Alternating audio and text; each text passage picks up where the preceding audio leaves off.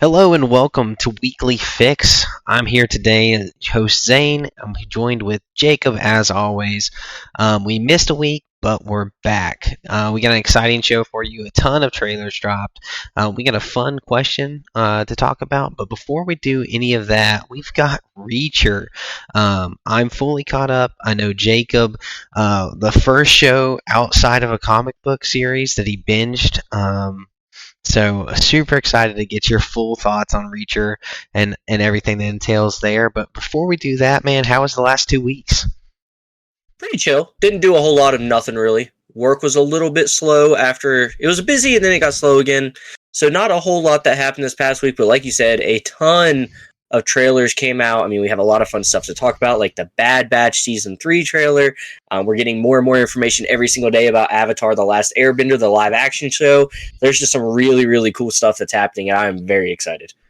Yeah, that Bad Batch trailer, I can't wait to talk about that. But it was so, I mean, I know we're going to get to it later, but man, it looked good. I know I said that it wasn't my most anticipated Star Wars project this year, but it may have just changed that. Um, Now, I did make another bad take earlier with trailers and said that I was all in on Echo, and I really ate that.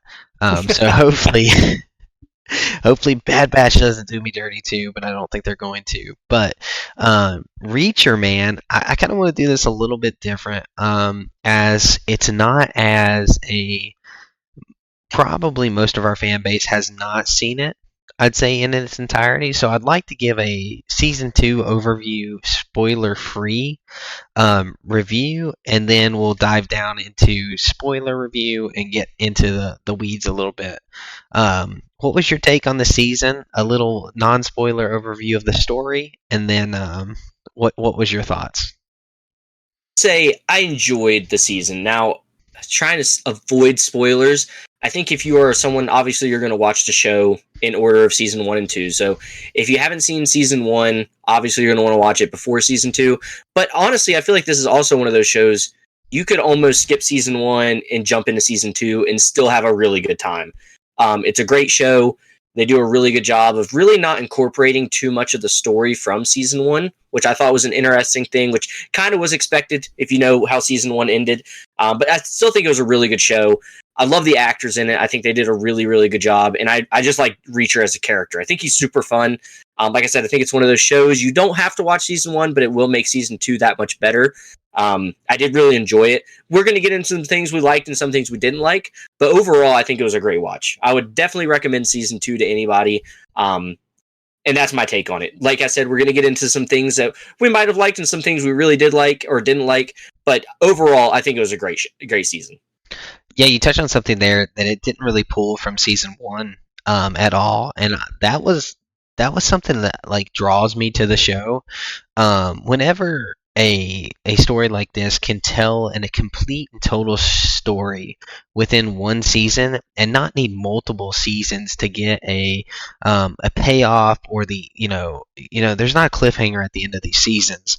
I really, really enjoy that. I really enjoy encapsulated stories within what is it, 8 hours of content. Like, you, that's enough content to tell a fully formed story.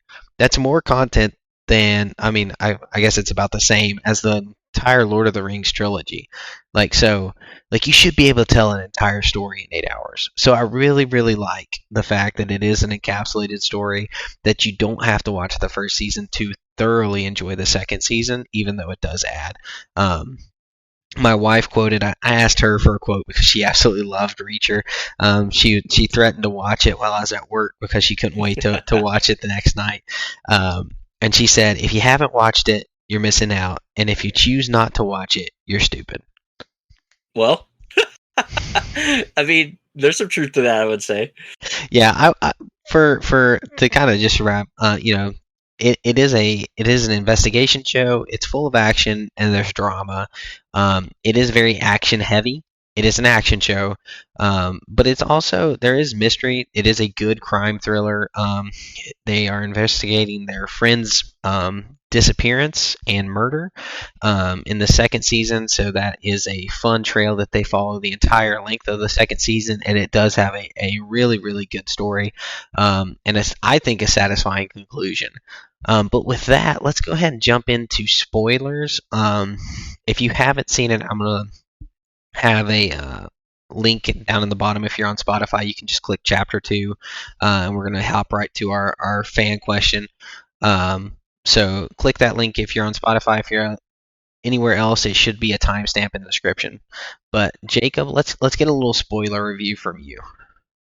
So we touched on it, and I agree with what you said about having a fully encapsulated story inside of the season. I did appreciate that. Another thing you said that I like about the show is it is an action show, and they don't skim out in the action. I love that aspect of it. I'm super happy that every episode you can expect some really good fight scenes, lots of cool stuff like that. So before I get into anything I didn't like about the show, I do want to touch on those things that I really do appreciate about the show. I thought the story of season 2 was good, but I'm going to be honest, I think it was definitely not as good as season 1. I think I enjoyed season 1 a lot more, and that's not to say season 2 wasn't good. I just think season 1 was just a better story overall. One of the things I feel like they did in season 2 is they made Reacher, which we've talked about it before, he is this, larger than life character. He is almost, he's teetering that line of being a superhero with some of the things he's capable of. And while season 1 had a lot of that stuff, I feel like season 1 was almost a little more believable because it was, on a smaller scale. Some of the things they had him do it in season 2, I was like, all right, I think we're stretching some things a little bit here. Jumping to the very last episode, you see him hanging on to a gurney with a fully strapped, fully grown woman hanging out of an airplane while he's getting kicked in the ribs. I'm like, okay, we're bordering this line of him almost being more of like a superhero rather than just a normal human. And like I said, right there, he doesn't even have anything to hold on to. He's literally laying on the ground in a helicopter on a flat metal floor, holding a gurney of a fully grown woman with one hand, getting kicked by a full-grown, trained military man. So they called him a kaiju at one point, and I think they lit into that maybe a little too hard. A little too hard. So that's one of the things I did have a little bit of a problem with this season, and I feel like there was a lot of scenes like that where we're bordering the line of him really not, he's more of like a superhuman, which I understand what his character is. He should be able to do some of these things, but that one was just a little bit of a stretch for me. Overall, I think my biggest problem with the story of season 2, and one of the things I enjoyed so much about season 1 is, we talk about this being like an investigative show. You're trying to figure out what's happening while Reacher is trying to figure that out. All of season 1, you really didn't know who the villain was. At first you might have thought it was this person, then they get killed off, and then all of a sudden it all comes to a head when you find out the guy that he's kind of been working with and is what was supposed to be a help was kind of in on being one of the bad guys. Season 2, we kind of found out who the villain was really fast. I believe it was in the first episode we find out who the main villain guy is, which I didn't really like that. I feel like that took a lot of the fun out of, trying to find out who it was. So that was one of my complaints with it. But overall, I do think it was a really solid season. I don't know if we're going to get a season 3. I would assume we're going to, because the show always does really good. I think the numbers and the reviews are really good for season 2 again. Filming. Okay, so there's season 3 is on its way. I'm interested to see what they do with the season 3 because, like you said, whenever you do have a show that's going to go on for seasons and seasons and seasons, like this one seems like it might, I do feel like you do need to start tying some of these seasons together in some sort of story format. I understand it is cool to have everything encapsulated into one season, but just kind of keep having him do these, full seasons and have a full story completed. I feel like that could get a little monotonous. You're not really looking for what could be happening or anything like that. So am interested to see if maybe season 3 draws on some things from either season 1 or 2. I understand that desire, and I think it's cool to have the thread lines for it. I know that. What is his non-romantic female lead? What was her name? Neely. I know Neely's in season 3. She's going to have a role in season 3. So I know they're going to combine some of those things. But I personally don't care if there is a huge thread. except for the fact that his character develops. And so you touched on some things with him being a superhero in season 2 and he wasn't in season 1. I have an issue with that, not because I feel like he was a superhero, but because in season 1 I felt like they really did a good job of like making sure that like they showed how meticulous planning and prepared he was and his mind process. And I feel like they substituted that in season 2 with more of cheese and jokes and just how big he is. They didn't really show off his mind. I was hoping to see like the Batman side of it, which really in season 1 they did show a good side of that, like his mind in season 1. But in season 2 they really let the supporting cast be the brains and he was the brute. And I Yeah, didn't 100%. love that aspect of it because he is so smart. Like he is he is supposed to be like this incredibly intelligent guy, and he is smart. And he does find things out. He does put things together. He is that wholesome character who has no moral like gray area. Like you're either bad or you're good. If you're bad, you're dead. If you're good, you're alive, and you're on my side. So like I understand all that, but I do wish that they had him, I guess, a little bit more intelligently written in the second season. It dropped off a little bit for me. I'll agree with that because I think that was some of the most fun parts. Was yeah, he is that superhero. He is this big hulking figure, but he could rely on the fact that he almost was anticipating a lot of things that would happen. So he's going to have an edge in these type of fights and things. Like you said, I feel like a lot of this season he was literally just going blow for blow with people, and he was going to win just because he's a bigger guy. Yep. Which I didn't like as much. Whereas in the past, we saw him really, take his fights a certain way, go about things a certain way. So I think that's a really good point that you're touching on there. Yeah. Now, and that's not to say that the entire show is just him a hulking figure walking around, kicking cars and deploying airbags and pulling people out of them. Like there is that in the show, but that like there is a lot of intelligence behind the show, and if there wasn't intelligence behind the show, I wouldn't be recommending it. And I am highly recommending the show. It's very good. The two major issues I have, which you've already touched on, the one was the helicopter scene. They just took it too far. It's unrealistic in an unrealistic show. We're almost approaching Fast and Furious levels of ridiculousness. At that point, and I'm not a fan of those because of that level of ridiculousness. And then the other one I didn't really love was the funeral scene. I don't know if you remember it, but at the graveside where the shooters were, and they like all like just kind of like run at them in a straight line, and then he just stands up and runs, and then they're able to shoot him, the person. Like as a task force in the army, like they are not going to just like they're going to flank. They're going to do some actual tactical maneuvers to get those shooters down, not just all in one single file line. Or well, I mean they're not single file, but like they're all parallel behind gravestones, and they're like, well, we gotta advance, and it's like, no, like you would lay down cover fire. One would go to the left, one would go to the right. You'd do your horn approach. You'd make sure that you have a tactical advantage on that fight. And that was the biggest problem I had for that, was that fight needed to be tactical, and it wasn't. But Well, one thing touching on, I agree with that. I think one of the things I did like about the show, though, was showing that military background, which we saw a lot of in season 2, which is really cool.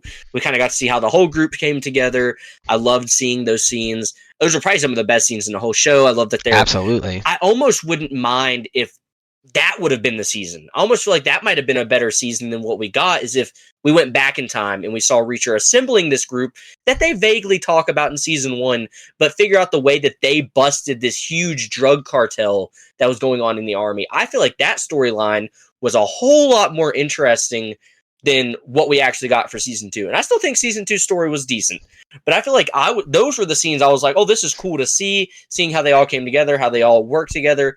That was the cool part, and I really like that storyline, and I wish that's what we would have got to see a whole lot more of. I love that you said that. I do love that storyline. I think it would have been, if that storyline was season 2, and then the storyline we got for season 2 was season 3, season 3 would have had more weight. Yes, I agree too. Yes, I think so too. Because then you would have understood their brotherhood and like how they really care for each other. And like a lot of the relationships, they're talking about their friends dying. We don't know any of these people, so they don't. Yeah. It doesn't hold. We're not like upset about it. Now you start to see some of the backstory, and you're like, oh, it seems like Franzi was a really good guy, and Orozco was a cool guy. And you get all that stuff through the backstory, but again, you're just showing us a few minutes of that. When it really doesn't matter because they're already dead. Yep. And yes, and I do absolutely think that this story was good though. It seems like you didn't enjoy this story as much. Like it was a downside for you, and I did not think that. I think we could have had a little bit more connection to the characters before they killed them off. Before they showed that they were all dead, I think that would have given us a little bit more oomph for it. But I really thought it was a great story. I really enjoyed what they were going with, the storyline about the missiles, about the threat. I felt like it wasn't a world nuclear threat. Like it was still local. It was still a terrorist. Like one company is going off the chains, and it's not going to be world ending, but people will die. And so I like the scope of it and the size, and I did really enjoy what they did with it. I thought it was a really good story. See, and I still enjoyed the story, but getting just back to the whole almost feeling that he's turning into a superhero aspect, I feel like that's really, again, where this story was pushing. I feel like, season 1, it's so local. It's such a small scale thing. We got people printing off money and, they're shipping it to these foreign countries. That's a big deal. I get that. But it's still just like more of a community type story. It's something that's kind of ruining the community. This felt a little too big for the characters that we got without having had that backstory. Okay. We obviously throughout the season, you touched on it, if season 2 would have been them doing the whole drug busting cartel and understanding that, they did do some big scale things. I think this season 3, which what we're calling season 2, would have been really, really cool because we're like, okay, they've dealt with some big issues like this before. Throwing them into this giant issue where, thousands, lots of people could have lost their lives from these missiles. I feel like that was almost too big for a season 2 without having had all that backstory. I get that. I don't 100% agree, but I do understand what you're saying and where you're coming from there. But I really enjoyed it, and I did say some negatives here with helicopter fighting and the graveyard, but I will say this is a must watch show if you enjoy action and if you enjoy military drama. I would say is how I would draw this one. For season 2 would be a military drama, kind of like a better Jag. But I don't know how else I would describe that one. And I don't want to see, I still thought the show was great. I loved season 2. I think, like you said, the action is phenomenal. The action scenes are really, really fun. They're really, really cool. You talked about almost getting to that Fast and Furious type level. I love Fast and Furious, so I can appreciate that type of stuff. I just hope they do, if that's the way they're going, I hope they fully commit to it. I don't want us teetering the line of, he is still human, if he's just going to be that way, let's let him be that way. But I feel like just jumping into that based off the season 1 where we did see a very more humanistic side of him, I thought it was just a really big jump. Yeah. Well, I really think it's a great show, and let's just go ahead and give our ratings for this. Now, so you give your ratings for season 1, season 2, and then as a whole, what would you give it? So season 1, I'm going to go 9 out of 10. I really like season 1. I was captivated the whole time. I was always thinking about who the villain was. That's the stuff I really liked about it. I love the investigative side of it. And then the action scenes in season 1 were just a huge plus. So I'm going to say a 9 for season 1. Okay. Season 2, I'm going to go ahead and say, I'm going to drop it a couple points and say season 2 is a 7. Still really good. I would still highly recommend it to people. But it was a big drop off for me personally. And then as a whole, I'm going to go ahead and still give this a benefit of the doubt. I'm going to say the show as a whole is like an 8.5. Okay. 8.5. So you're right on track with me. I have a 9 out of 10 for the first season as well. I dropped it to an 8 out of 10 for the second season, and then rounded to an 8.5 or average for an 8.5 on my overall show rating currently. Um, I enjoyed the second season more than you did from the sounds of it, but like you said, I don't think you dis like 7 out of 10 is a great rating for any show. But I was so excited to watch the next episode, and I think part of that is I've had a much longer break from season one. Yes. So like I've been looking forward to season two for a while. I've not been with the character for a while, and so I was just so excited to be back with a really good TV show that like me and my wife both love to watch. So that probably boosted my rating. If I would have just watched season one and then watched season two, I think I might have also had maybe a drop to a 7 because I do remember how good season one was.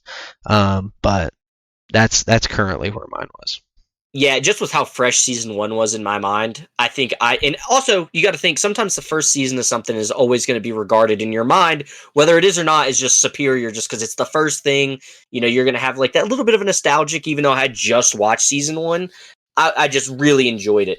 And that's why I said I still gave the show overall an 8.5. So I'm weighting that 9 a lot heavier than I'm weighing the 7 that I gave season 2. Because I still think season 2 is really good. Season 1 was just so good and so fresh on my mind. That's why I felt a little bit, not as happy with the show, but still absolutely must-watch TV.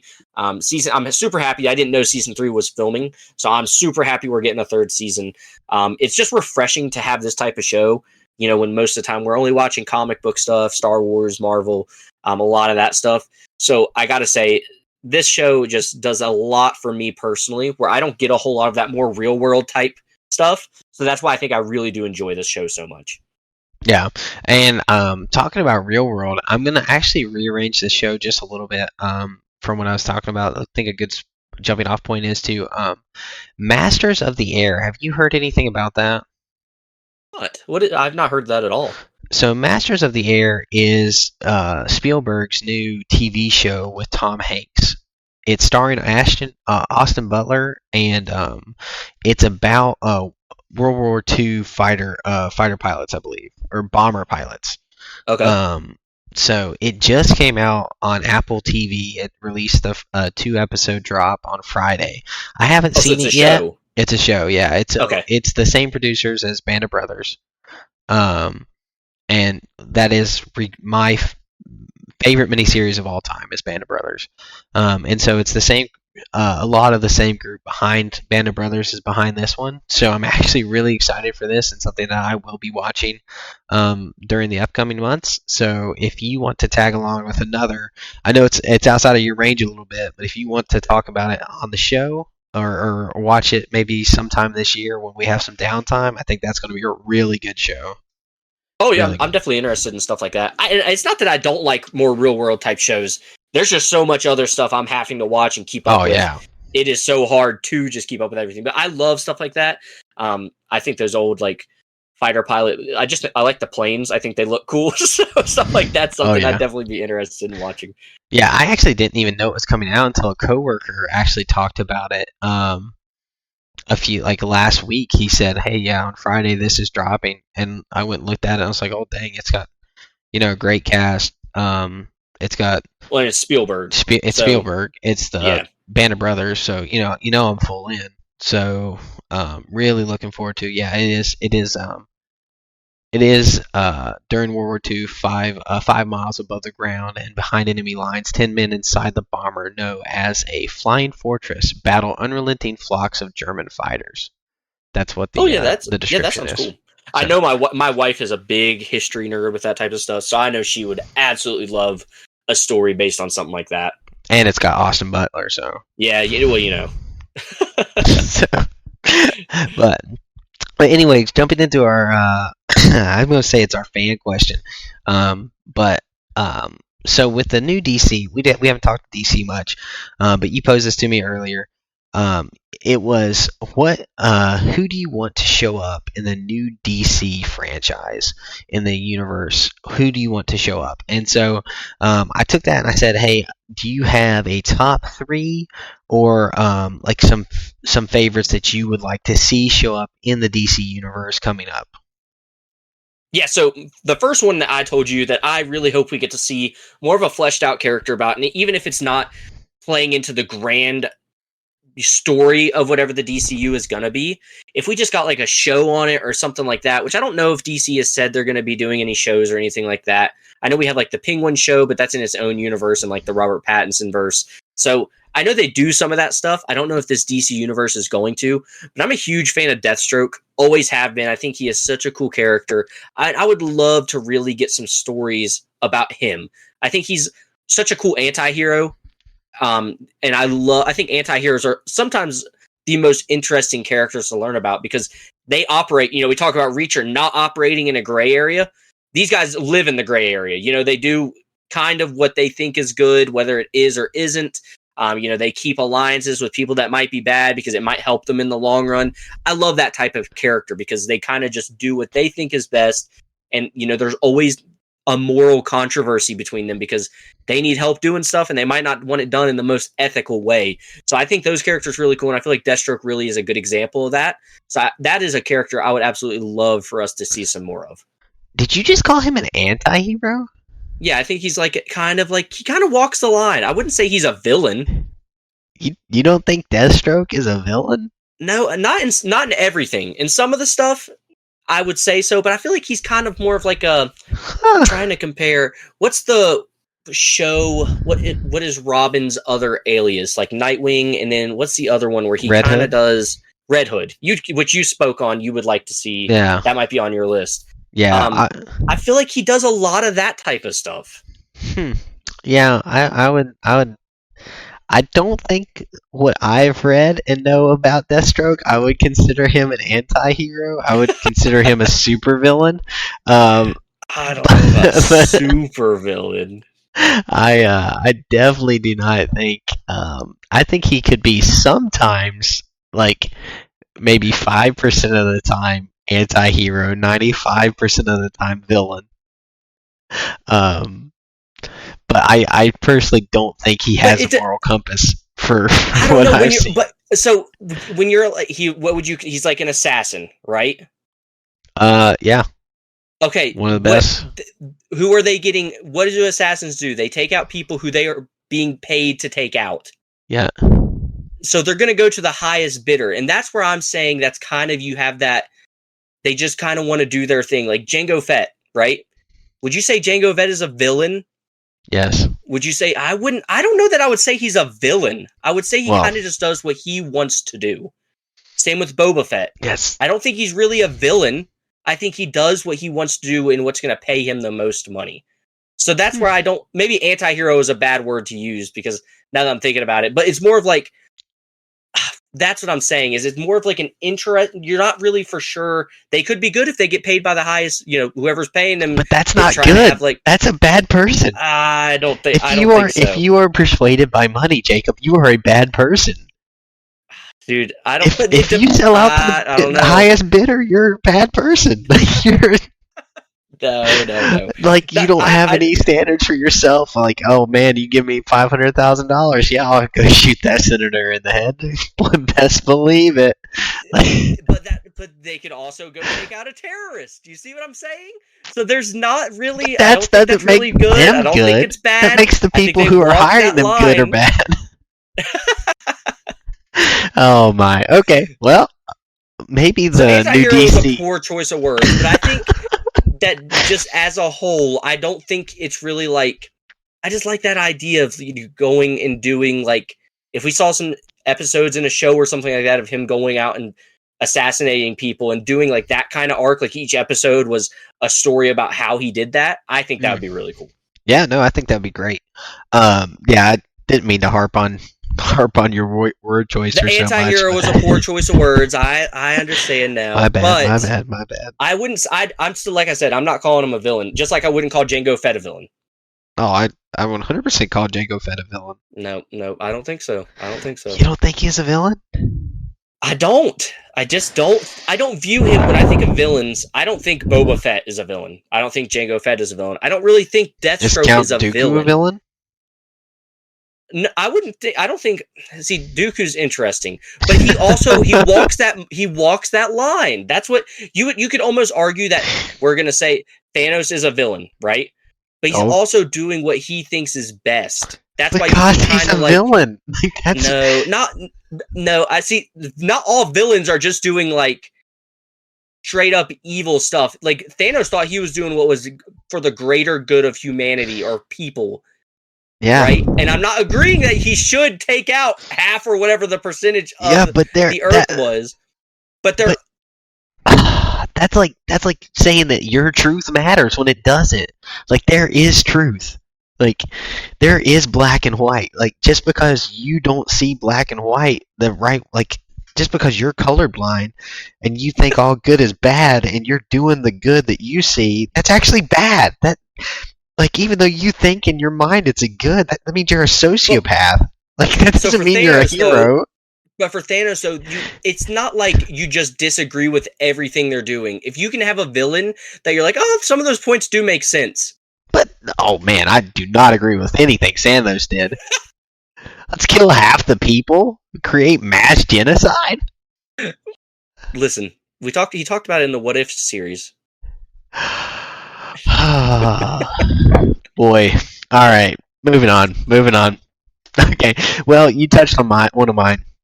I would love to see Jason Todd in the DCU, and I would really like to see him as Robin first, so that we can get the death in the family storyline before he becomes Red Hood, because I think that storyline is so good.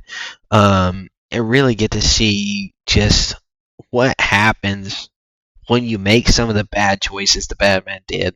Like, if you really get to see Joker at his most vicious, at his best moment as a villain, and then we get to see Red Hood born out of it. So I would really like to see that entire arc play out, and I know that won't be able to be done properly in one movie.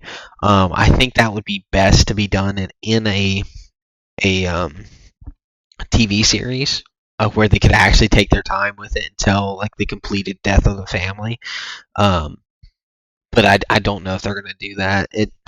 I don't know if that financially makes sense to pour what it would take to get to tell that story properly. Do you think we get just even a Robin in the DCU? I'm pretty sure that is James Gunn's vision, is we get a Robin, but I think he's going with Dick Grayson first. Okay. So in order I'm interested, I feel like he kind of gets left out a lot in live action stuff. He does, and we see we really haven't ever seen him except in the George Clooney one, from what I'm thinking. I know that Jordan Joseph-Levitt was supposed to be him. I was about to say that. Yeah, they hint at him being Robin at the very end of the Dark Knight Rises, but you don't ever really see him as Robin. Yeah, he's not actually Robin.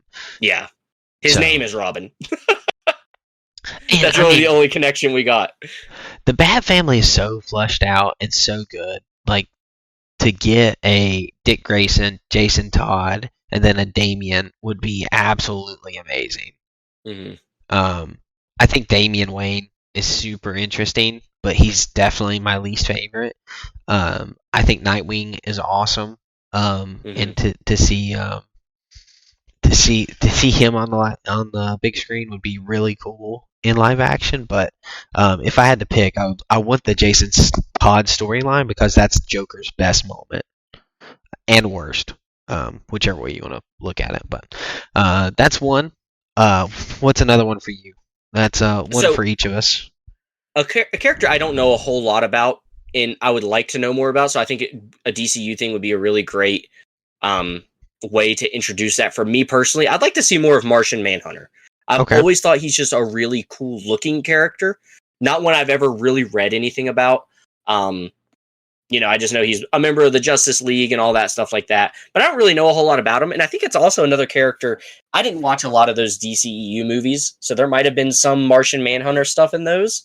But I just think it would be cool if we got some more, character. I feel like we haven't, maybe I'm wrong by saying this because I didn't watch a lot of those, but just a character we'd really have not seen a whole lot again in live action. No, I mean, I don't think he's been in anything. I think he was in the Justice League movie in credit scene.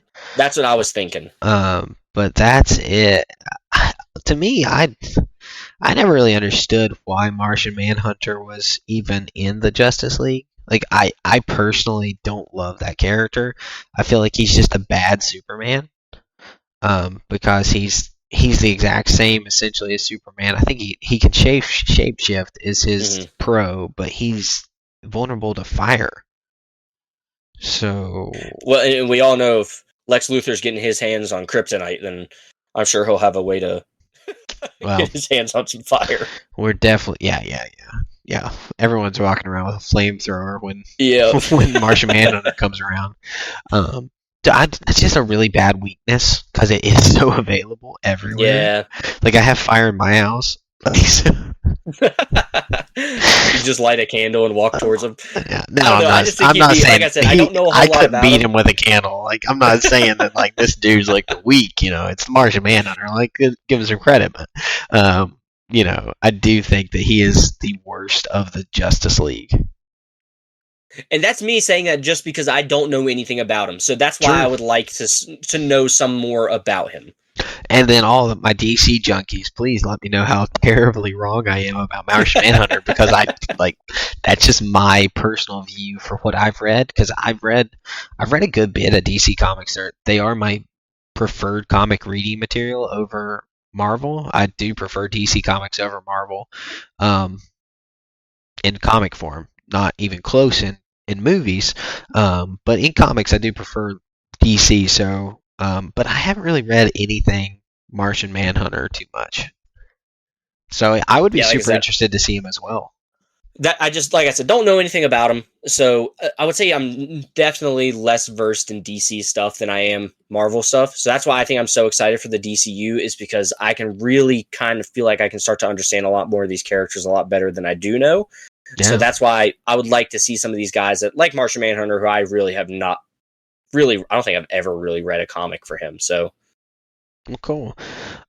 One that I have read comics for that I would like to see is Booster Gold. Booster Gold is such a cool, fun character because he's just a loser. He's a loser from the future who he goes into a museum, steals a bunch of high-tech stuff, travels back in time to present day, and becomes a superhero because he has stolen all of the technology from, I think it's the year 3500 or something. So that would be, I just like him because he is just a loser who really just wanted to do something better with his life, so he just traveled back in time. With all the advancements that they had in that time, and became this pretty cool and effective superhero. And his leading up to where he ends his comic book run is absolutely awesome. Who he is, and who he gives, who's his son, and what he turns into from where he started is such an awesome. I actually don't want to spoil it because it is such an amazing arc that character goes on, from absolutely depraved loser to, if you know, you know. But Booster Gold is so cool, and to see him in the DCU, I think they could do it really good because I think they could give that storyline the way it's supposed to be done, which would be awesome. Well, that's a character, another one I don't know anything about, and when you said that, I actually looked up and did a little bit of reading about him. He just looks like a cool character. He's got a cool design off the comic books that I was looking through, all the art that I was looking through. I think that would be a great character. I looked through some of the little Wikipedia stuff about him. Yeah, he does look like a super cool character, so that one definitely looks like a good choice. Yeah, and so that's 2 for each. What's your last one that you want to see? So, the last one is kind of hard because there's a few characters I would really like to see. I actually like Shazam. I don't like the movies that we recently got with him. I actually never even saw the second one. The first one's, not really anything great either. But I think him as a character is cool. I like the comedic relief that character kind of comes with. He's a cool character. I would like to see another version of Dr. Fate. I think he's a really cool looking character. Sure. I think he would be great. You touched on like Robin, Red Hood, all those type of characters would be really cool. But I would actually like to see something about Lex Luthor where he's not just a villain in the show, where maybe he's like the main character of something. Dude, he could be a hero. I would like to, I would like to just I think so too. I just would like to see more about him rather than him just being a villain. I'd like to actually see like a story about him, like show us his motives, show us all that stuff, rather than him just being the Superman villain. I think it'd be cool if we just got a whole story dedicated to his character. Yeah, because I know nothing about Lex Luthor other than, he wanted to create an island made out of land and kryptonite. Yeah, I'm kind of the same way. Like, a lot of the DC stuff I just don't know a whole lot about. So that's why I think, like I just said, the DCU is going to be a really good opportunity for me to dive in a lot deeper into it. But I just think Lex Luthor would be a cool character just to get more background on, rather than him just being a villain of a movie. Yeah, he actually has a super cool run in Blackest Night. Lex Luthor does. He becomes a member of the Orange Lanterns, Orange Lantern Corps, and it's like super fun because that lanterns are like their biggest thing is avarice. I think it is. I think I'm saying that right, but it's like greed. So like they're the greed lanterns. Their most emotion is greed, and so he actually gets chosen by a ring, an Orange Lantern ring, to become a part of that corps, and that's really cool. It's pretty awesome. Really cool moment. I think some stuff like that would be awesome to see. Yeah, Lar Flees is like the leader of that group. And that's the only lanterns that there's only one of. And because he's so greedy, he can't disseminate any of his power. So anytime somebody like joins the league, he kills them and takes like their spirit, and then he can control their spirit. Nice. So it's like a really cool story. I'm a huge Lantern fan. So that's the best moment I've seen of Lex Luthor, and it would actually play perfectly into my last character that I want to see, and that's I want to see Kyle Rayner. And Kyle Rayner is like probably like the 7th Green Lantern that we find after Alan Scott and Guy Gardner and the number one guy. Oh man, I'm blanking. I'm a big Lantern fan. I can't even think of Hal Jordan. Yeah, Hal Jordan, John Stewart. But Kyle Rayner is actually like one of the more balanced Green Lanterns, because he becomes a White Lantern and really delves into the thought notion of having power over all of your emotions instead of just one. And so I really like Kyle Rayner, and if we see Kyle Rayner, that means that we are already seeing completely formed Lantern Corps. I don't want to start at the beginning of the Lanterns. Just throw us in there. Explain it, and go. So if we start with Alan Scott, and then we go to Hal Jordan, and then 2 decades later we get John Stewart, like, man, we're never going to get some of these really cool lanterns. We're not going to get some of these really cool stories that you need the entire Corps to be formed in order to tell. And that's a group that you don't have to explain the entire group to tell a good story. So that's who I want to see. I want to see Kyle Rayner. See, I wouldn't mind if they're going to go that route of kind of skipping all of that. I just think if they could just do like 15 minutes of, if it's a movie or something like that, of explaining it, I think that would be enough. 100%. So I do think it is going to be difficult, though, for someone like James Gunn, who's in the position for him that he's in. He's kind of got to go with names. I feel like who is the most popular Green Lantern? I'm sure most people would probably say Hal Jordan. And then John Stewart probably second, or some people might even put him at 1. But I feel like that's normally the 1-2 you would hear. He's so boring. But John Stewart is like I said, I don't know a whole lot about the Green Lantern Lantern stuff, but that's probably what most people would say, correct? Hal Jordan is number 1 for sure. Yeah. No, unequivocally number one. Jon Stewart is the most woke, so they'll probably go with him.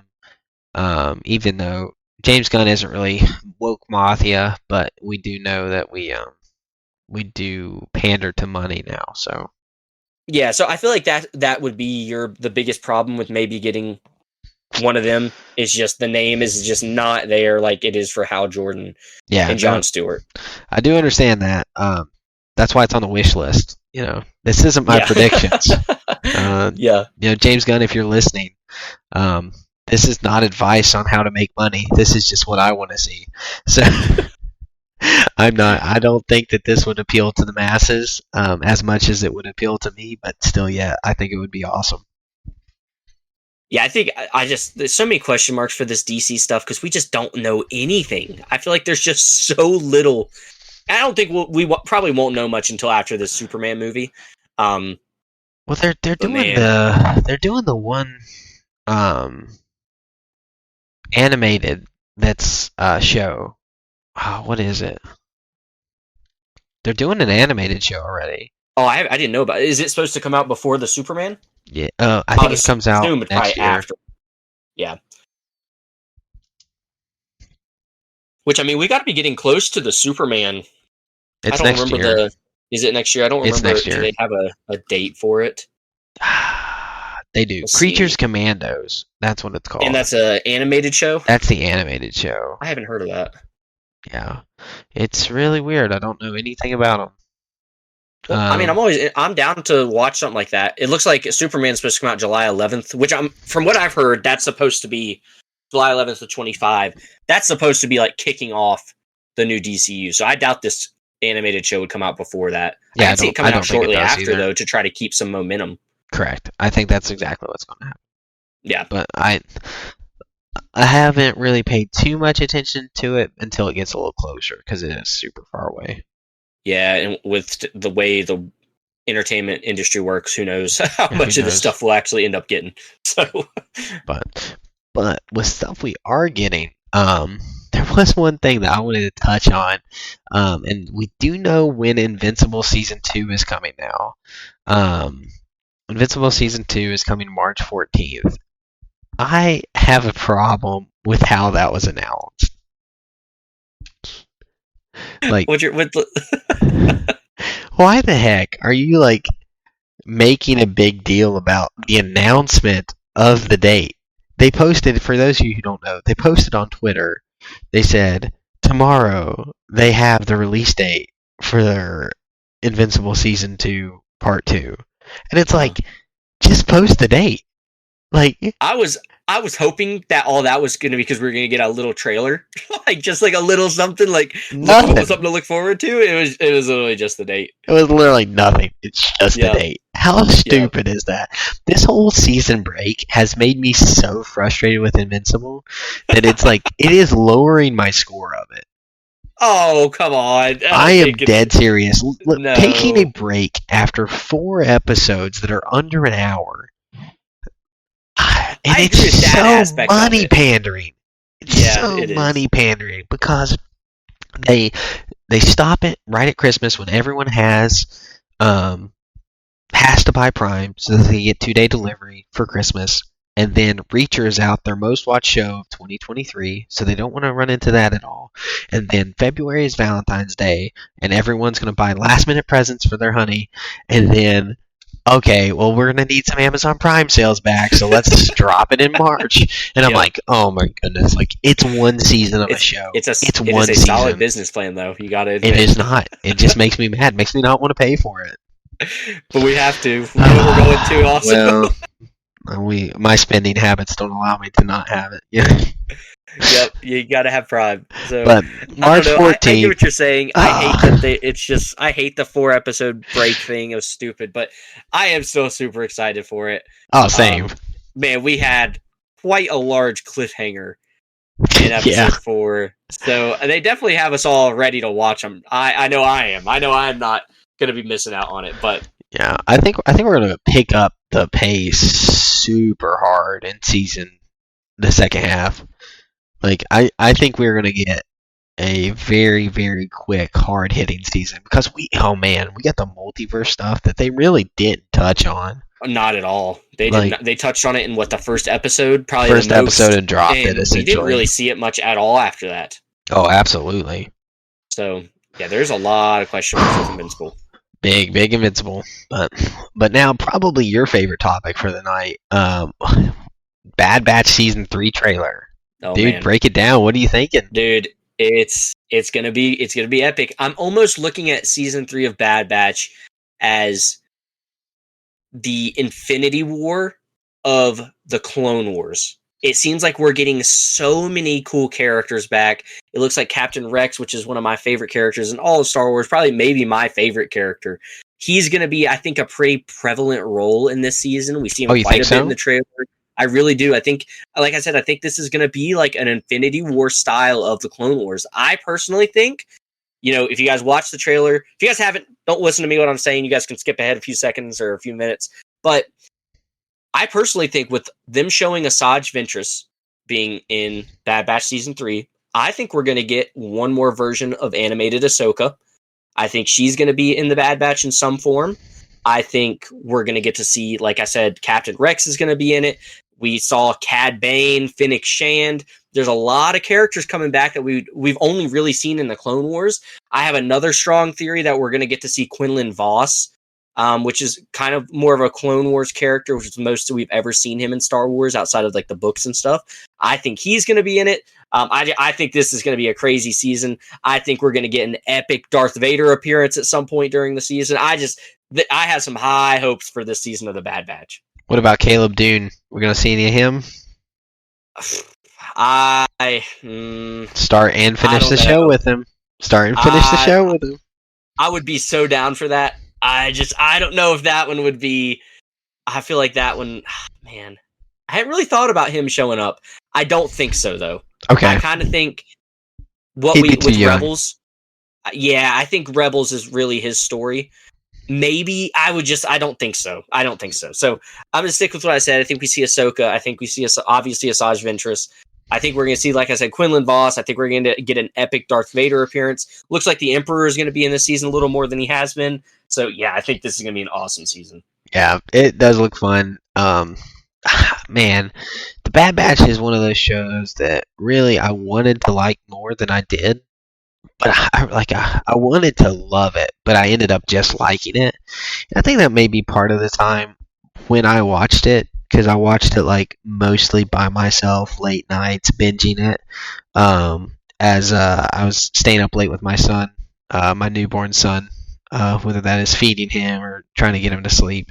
So it may have been a little bit on me. For poor timing and watching, but I really enjoyed it. But like I said in previous episodes, like I'm not like dying for season 3 because I wasn't on that weekly release watch. Like I didn't watch this when it came out. Like I just watched it this year. So well, not this year, last year. But so I'm excited for it, but not like everyone else was. Oh man, I absolutely love the Bad Batch. I've liked it since it came out because it dropped originally on May 4th. Obviously, that's my birthday, so I got to watch it that day. Ever since then, that very first episode of The Bad Batch, I still think that first episode of The Bad Batch might be one of the best episodes of animated Star Wars we've ever gotten. It is so cool. It is so good. The animation looks so good. And I got to say, the animation for Season 3 looked phenomenal as well that we saw in the trailer. So I'm super excited to see the improvements that they make there. But I'm such a big Bad Batch fan, so this is really one of my most anticipated things of the whole year. Yeah, episode 1 is absolutely a masterclass in animation for sure. Yeah, it's so cool. Love that thing. But so we did get a new trailer for Avatar as well. Avatar: The Last Airbender. Did you get to catch and watch that one? No, I'm actually not probably going to. I feel like they're starting to drop a lot of trailers for this, so I kind of want to wait. I've already seen the first one. I don't want to see any more. I don't think I want to just wait for the show to actually drop to enjoy it. But some of the pictures that I've seen, because people have been posting screenshots of the trailer, they look really good. So again, I think that we're just going to see a really great live action version of the show. Again, we've talked about before, the casting looks spot on because everybody looks the part. So yeah, I did not watch the trailer, but I did read that it was a very well received trailer. So I won't say anything on it. I didn't really get any spoilers from it. The only thing I have thought about is um, voice actors are really good at what they do. Mm-hmm. And when you get a voice actor to play a child, generally it's an older female or a very, very good, like well casted child, and there's Yeah. no pressure to perform because it's all voice. And you Yeah. can just redo it. I'm a little worried about the child acting for all of them, for Katara, for Aang. I'm really worried about pretty much the entire of the cast. Zuko, I don't know if Zuko, it looks old enough to me. Um, so that is my only like, is this going to be okay? Yeah, because I can see what you're saying, because sometimes child acting can be rough. Yes, and so I'm a slightly worried about that, but for the most part, I'm all green lit for Avatar. I'm excited for it next month. Yeah, I think it's going to be great. So a trailer that dropped that I wasn't super it wasn't on my radar at all, but it is now is Roundhouse. Did you look at the Roundhouse trailer? I did. I thought it was interesting. I Okay. had never seen the original Okay, me either. Roundhouse movie, so this one looks fun. I thought the Conor McGregor stuff was actually really fun For to sure. see. So I'm interested to see how that plays out. I don't know if it's a movie I'll go watch at the movie theaters. Probably won't. Well, you But can't. oh, is that one is on streaming only, isn't it? It's Prime. Yeah, they're all Prime. super Okay, well, upset. yeah, maybe I will watch it on Prime then because. But yeah, I thought the trailer actually looked fun. So I think that one. I think Jake Gyllenhaal's a great actor. Yeah, So he's one of my I think- favorites. yeah, so I think he's going to be good. But yeah, I thought the Conor McGregor stuff was actually really good in the trailer. Yeah, I mean, he's a good villain. Yeah. Everyone Oh, hates yeah. him. Yep. Yeah. But yeah, I was like, man, this looks really good. I'm super Yep. excited. Just a fun, good time. I did have somebody say that they were they were not going to watch it. They were standing on principle because they are not going to watch any more remakes. Well, they're not going to have much to watch in the near future because That's that's all we get. So I mean, I'm okay with it.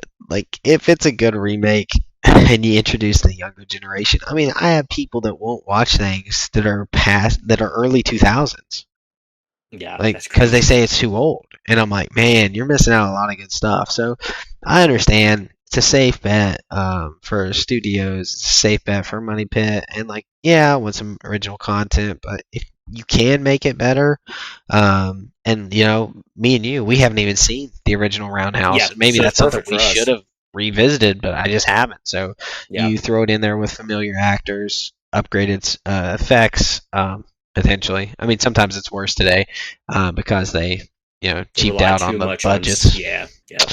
But I'm excited for it. I thought it was going to be a good time.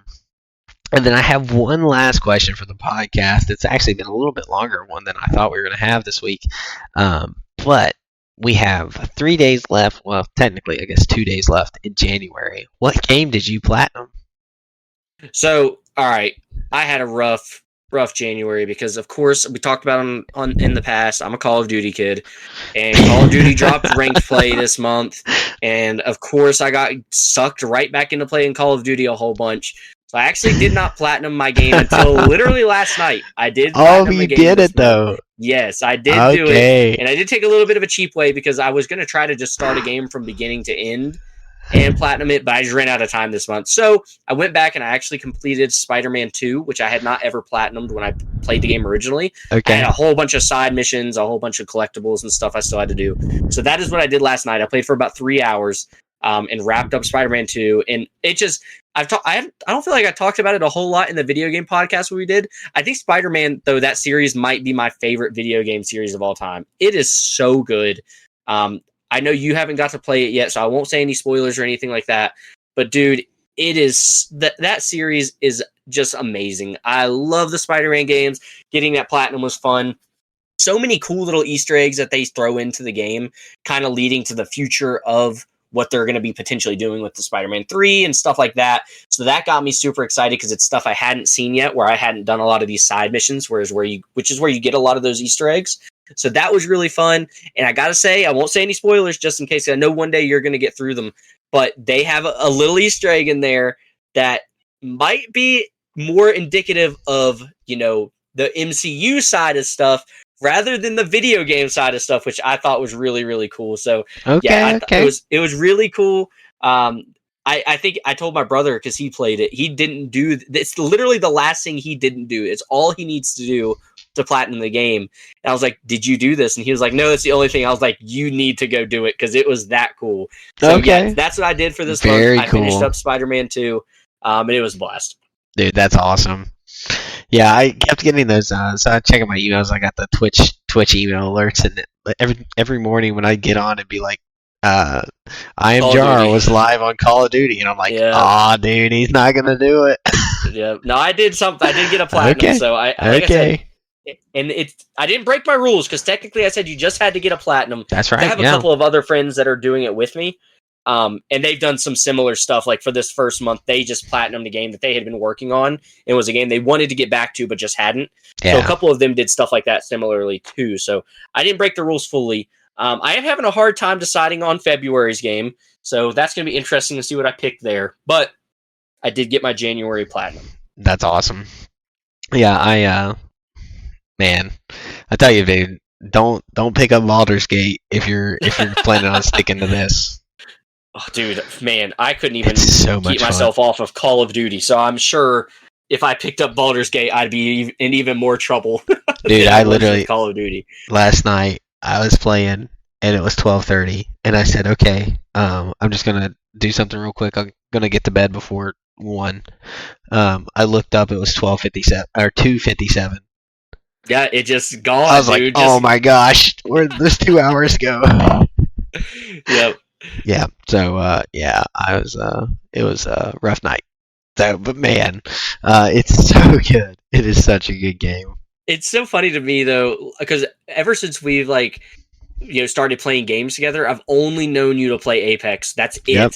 So it is so funny seeing you get so into a different game, because I've been into at least Call of Duty and Apex and that stuff, but you are always just Apex. So I'm loving that you're getting to it almost feels like you're experiencing a whole other side of gaming. I think that's so cool. Well, this is the gaming I grew up on.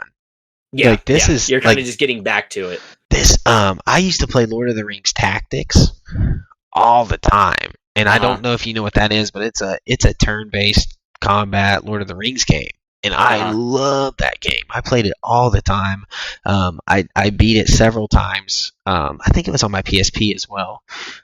So I love that game. Ratchet and Clank, Sly Cooper, Jack and Daxter, all those games, it's those adventure-based storyline games is the heart of my gaming. Jedi Survivor, those, so those are the games I absolutely love that can really draw me in. It wasn't until later in life that I actually even did enjoy FPS multiplayer. Yeah, a first-person shooter like that. Gears of War was the closest thing, and I enjoyed that so much because of the story, not because of the multiplayer. I enjoyed playing multiplayer with my cousins, but honestly, I didn't play it online. I only played multiplayer with my cousins and had a blast doing it. But the story was so amazing. That's why I like Gears of War so much. Yeah, see, that's a game I'm hoping. I've been thinking about at some point this year. I'm going to go through all of the Gears of War games and try to get some of that stuff done. But I think some of those you might have to do some multiplayer for. I don't know if I could even platinum those, because I don't know how many people are still playing Gears of War 2 online. But well, so platinum. Okay, so platinuming the story and platinuming the multiplayer challenges. Yeah, I don't think that's what I'm saying. That's what I'm saying. Some of that stuff I don't even think you could do still. Dude, I remember doing that on Gears of War 3. I don't think you can do that. Yeah, because I don't even know if the servers are still up for some of those games. Maybe, but I'm telling you, that was I don't think you have enough time as an adult now to platinum. Yeah, because probably some of it's get so many kills, and it's get 500,000 kills with an just some insane grenade. numbers, literally with a grenade, right? So which is insane, dude. They don't make challenges like that no more. No, you literally have to know life of the games to do those. Yeah, they gotta sell another game before Yep. Oh man, my cynicism is coming out. Yeah, man. Come on But now. but man, I'm so glad you got it gaming. That's actually going to do it for us tonight. Thank you so much for tagging along with us. Hopefully, you guys get to watch Reacher. Let us know. Reach out to us. Our contacts in the show description. If you want us to talk about Masters of the Air, or what shows you want us to come out talk about that are coming out that we haven't discussed, or a movie that you wanted to hear us talk about, or you think we should check out, even if it's a throwback one, like we said, like we haven't watched the old Roundhouse. Like if you think of a show or a movie that you think we missed out on that you want us to watch or talk about, hit us up. Thanks for listening to the Weekly Fix. I hope y'all have a great week.